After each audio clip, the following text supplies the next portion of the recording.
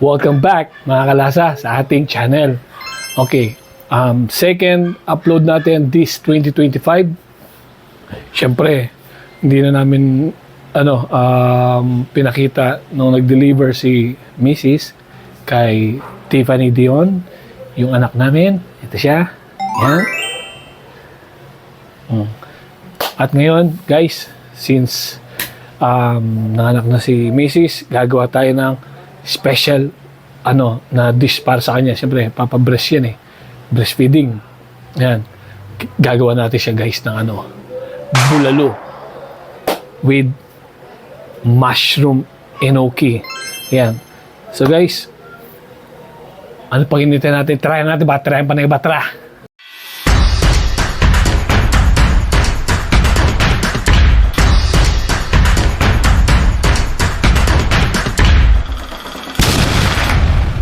Ito nga, guys, nakabili tayo sa aming market dito sa Pangpang Market. Beef shank. Ayan, gaganda. Kanina. Tapos, dumating tayo doon mga bandang 11, mga 12:30.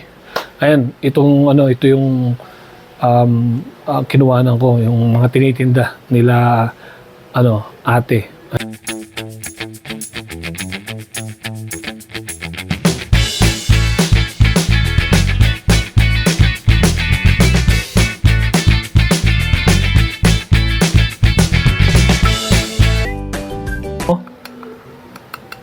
Sa loob, marrow, bone marrow. Tapos ito mga kailangan natin. Ayan, Chinese cabbage, peppercorn, enoki mushroom. Lalagyan natin to kasi, guys, alam nyo, napaka healthy and goods. Saka masarap to lalo sa sabaw. Yan, goods to. Leeks pare. Yan. Tapos, sasabihin natin sa pag-boil dito. Yan, yellow corn. Tapos dalawang white onion, pwedeng red. White lang available natin Ito, beef cubes, para, lalong maging malasa yung natin, yung bulalo. So, may naka-ready na tayong dito, guys. Yung pressure cooker. Lagyan na natin ito, guys, Dinamihan ko na yung sabaw, guys. Tapos sama na natin tong yellow corn. Niready ko na para mabilisan tayo. Ayan. Tapos peppercorn. Goods na yan. Press. Ayan, ganun ang paglalak namin para goods. Sindihan natin. Yun, guys. Hintayin lang natin palambutin yung ating beef shank. Siguro maghintay tayo ng 40 to 50 minutes. I-stop fire na natin yun. Tapos, tirahin na natin, timplahan na natin. Sigurado, guys, matutuwa si Mrs. kasi in-advise sa akin ng doktor niya, si Doc Elaine. Shoutout sa'yo, Doc Elaine, Maraming salamat sa team nyo. Goods. Napaka-babait and very accommodating yung mga staff niyo dyan. Salamat. So, guys, 40 to 50 minutes. Buksan na natin ang ating pressure cooker. Balikan natin yung beef shank. So, peace! Guys, check na natin. 50 minutes ago na. Tara. Patayin na natin. Ngayon, guys, siyempre, tumakbo na ng 50 minutes. Sisikretuin natin. Siyempre, pag hindi natin pinasingaw yan, continuous yan cooking. So, mangyari niyan, masobra.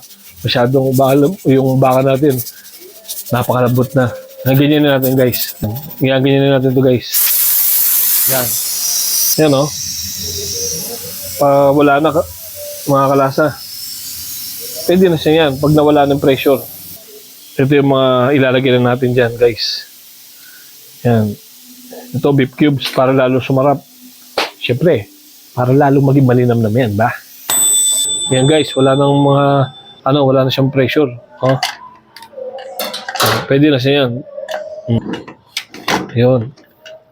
Yun o, kasarap po. Ba?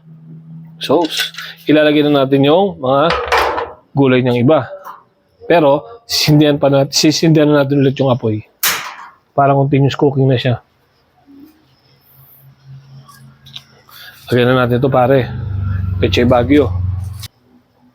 Ito guys, yung sibuyas niya.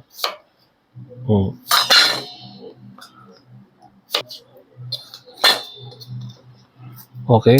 Okay guys. Sibuyas. Leeks. Lagyan na natin lahat yan para malasa. Ito. Ayan o. Lagyan natin ito kasi mas lalong lalasa yan. Enoki mushroom. Ngayon pala kayo nakakita, ngayon palang gumawa nito. So magiging title nito niyan, Bulalo with Enoki mushroom. Subukan nyo. Ayos, di ba? Beef cubes. Sama na natin. Guys, lagyan na natin. Hintayin na natin maluto. Pero, lagyan natin ng pampalasa. Siyempre, patis lang tayo. Tama lang. Alam natin yung tansyahan yan. Lagyan natin ng water. Sakto lang. Yun! Sakto-sakto. Hintayin na natin gumulo guys. Tapos na yan. Plato na tayo. Yan guys, okay na to. Plato na tayo pare. You know? Tayo na. Lumabas oh. Hindi, kala ko bone marrow. Guys, buto pa lang pala.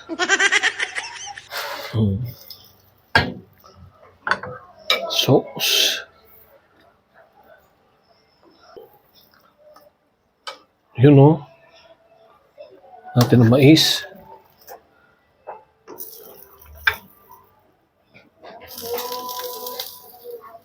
Yan.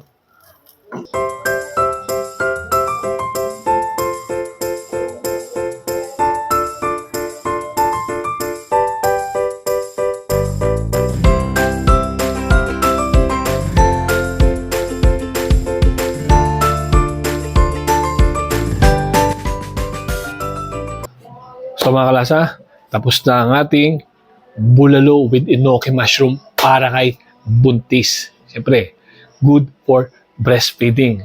Yan guys, tutuwa na naman si Mrs. Yan. I-try nyo, gusto nyo i-try. Napakasarap. Yung lasa ng enoki, napunta rin sa sabaw. Tapos yung mais, sigurado napakalambot nito. Ayan guys. So mga kalasa, salamat sa patuloy na panonood. Hanggang sa muli. Peace!